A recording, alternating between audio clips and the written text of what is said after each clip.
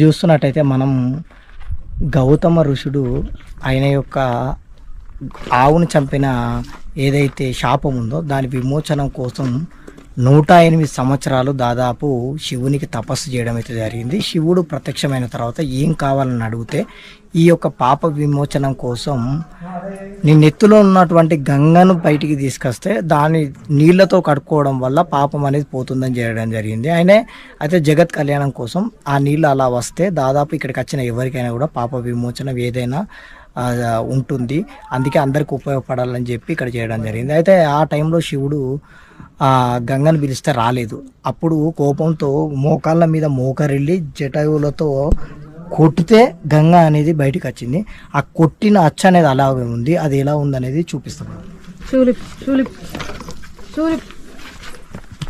ఇక్కడ చెప్పులు ఇప్పుడు మనం లోపలికి వెళ్ళి చూపిస్తాం. ఆ ప్రదేశం ఎలా ఉంటుందో ఒకసారి లోపలికి వెళ్ళి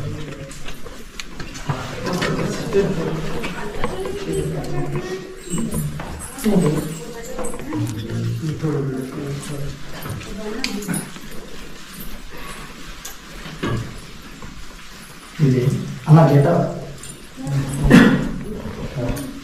ఇక్కడ చూడచ్చు. జటావు ఇదరి మన ఇక్కడ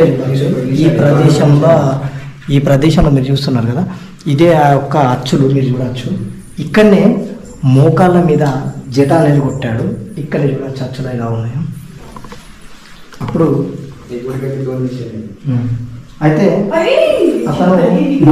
అతను మోకాళ్ళ మీద కొట్టాడు కదా, ఆ మోకాళ్ళ అచ్చులు ఇక్కడ ఒకటి అక్కడ ఒకటి చూస్తున్నాం కదా, అక్కడ ఒకటి ఇక్కడ ఒకటి. ఈ రెండు నిమిషాలు మీరు చూస్తే ఈ రెండు మోకాలు ఇటు రెండు మోకాళ్ళ మీద ఇక్కడ జటాలు కొట్టాడు. మీరు చూసారు కదా, అప్పుడు కాళ్ళు మోకాలు అదొక మోకాలు ఇదొక మోకాలు చూసారు కదా. జటాలు కొట్టిన ప్రదేశం గంగా ఉపయోగించింది. ఇక్కడనే ఇది చూడొచ్చు, ఇది చూడొచ్చు. చూసారు కదా దగ్గర నుంచి. ఇవి మోకాళ్ళు అచ్చులు. కోపంతో కొట్టాడు కదా, అప్పుడు బయటకు వచ్చింది, పిలిస్తే రాలేదని. ఇప్పుడు మనం ముందుకెళ్ళి ఇంకా